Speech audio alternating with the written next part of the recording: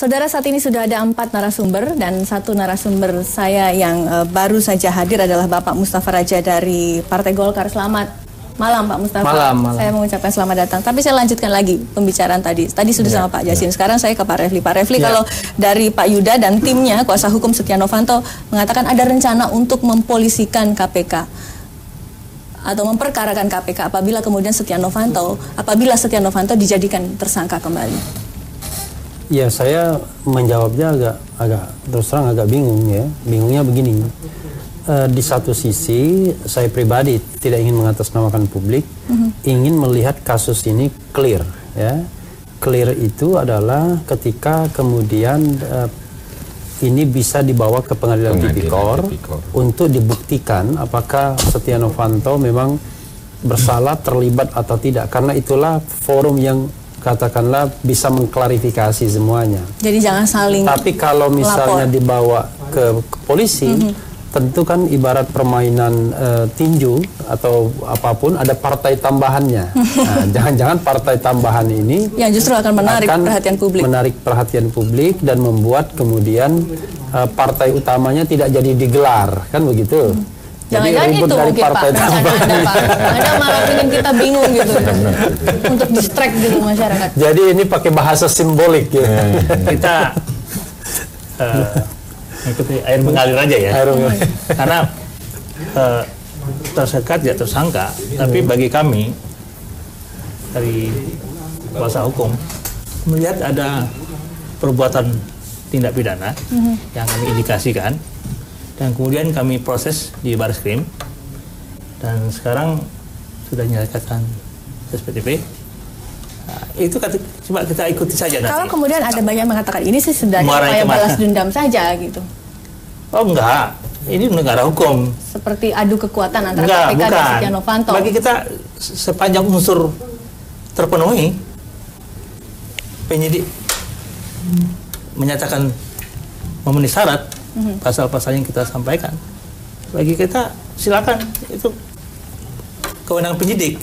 Bagi kita hanya melaporkan. Andai kata Pak, surat perintah penyidikan itu betul, kemudian Setia Novanto menjadi tersangka, apakah Setia Novanto akan kooperatif untuk menjalani pemeriksaan di KPK? Karena di satu sisi upaya kuasa hukumnya melaporkan pemimpin KPK ke polisi.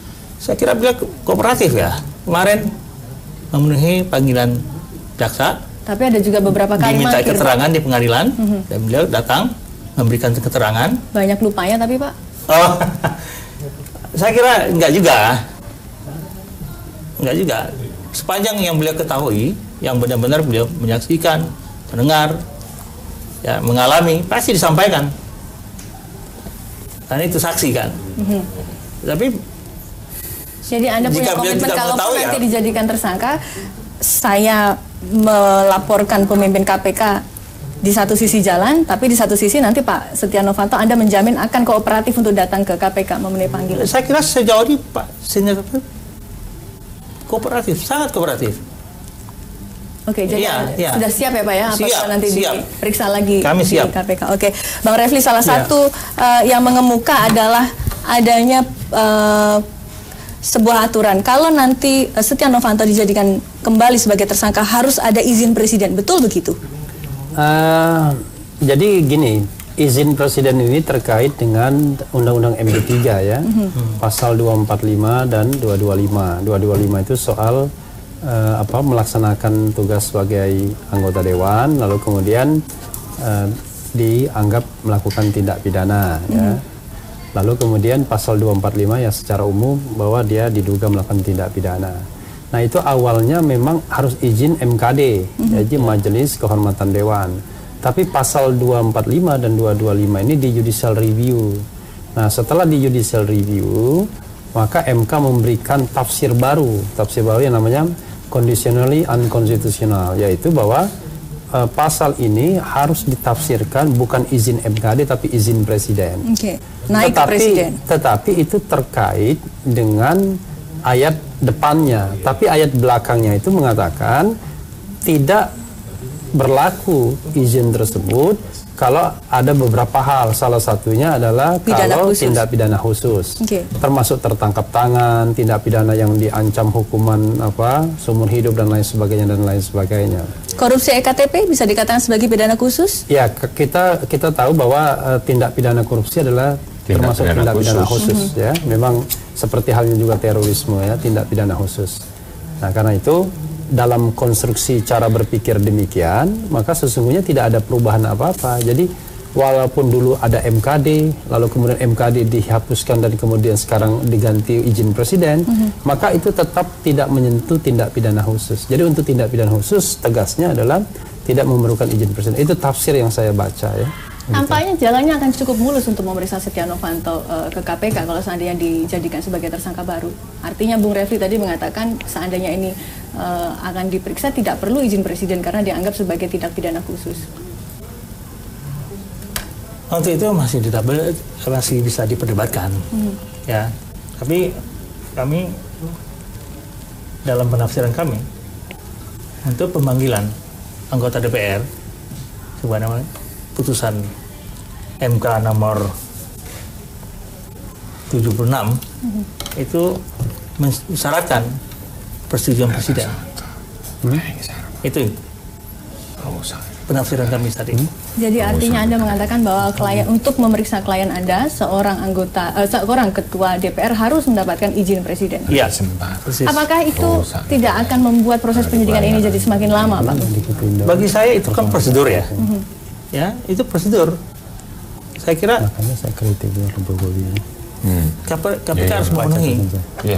Jangan-jangan nanti gara-gara ini kita juga bisa mempermalukan KPK.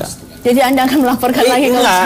Bagi saya begini, KPK tolong jalani prosedur sesuai apa yang digariskan undang-undang, ya. Dan ada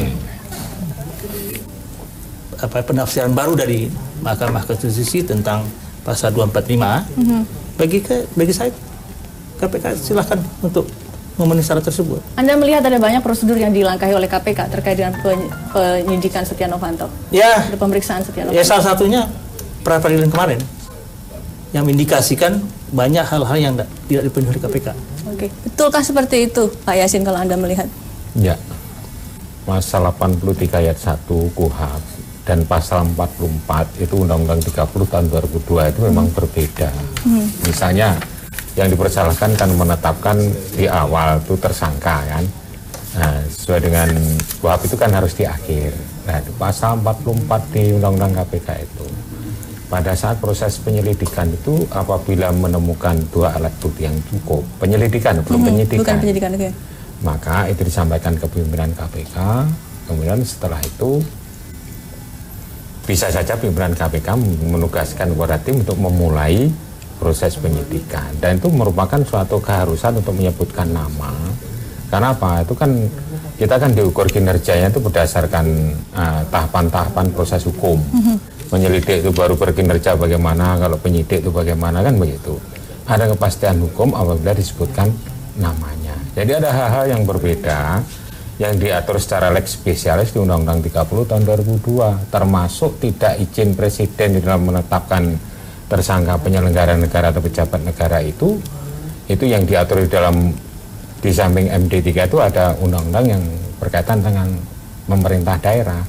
Bahwa di pasal 32 Undang-Undang 3199 itu dikecualikan untuk KPK di dalam proses hukum terhadap penyelenggara negara, misalnya menteri. Pak Yasin, tahan dulu karena tampaknya kita harus break sebentar. Kita lanjutkan usai jeda pariwara berikut. Tetap bersama kami di Saling Silang Jak TV.